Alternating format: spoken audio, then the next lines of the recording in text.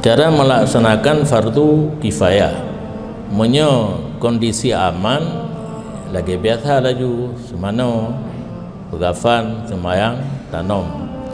Menyokat terjadi wabah corona yang terjangkit di negara gedanyo, yang konsultasi dengan dokter ilai.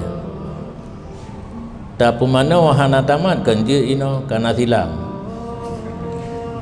Dengan silang dah semprot juga nan bagah na geli kan, karena yang urut-urut perut lu lampunggung cara yang lebih sempurna, sekurang-kurang memandikan mayat melalukan air sepintas lalu berata basah atau tubuh kaklah olehan cara tabalut kenje tak pakai alat penjepit kan, pakai tang mupa dumboh kan, dah tarik-tarik aja kan, tabun aja selama mungkin tanpa tanya sentuh. Apabila doktor mengatakan tidak boleh tersentuh, ya payah tak berlaku mandang.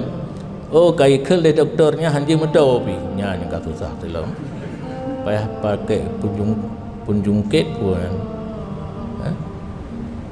aku lagi tsunami aja mudah ini dah euro dengan beko aja beko pun payah semprot saya asang.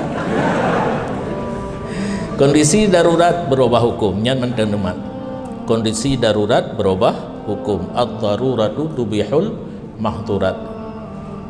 Jika timbul satu kemelaratan, akan timbullah hukum yang membolehkan. Demikian.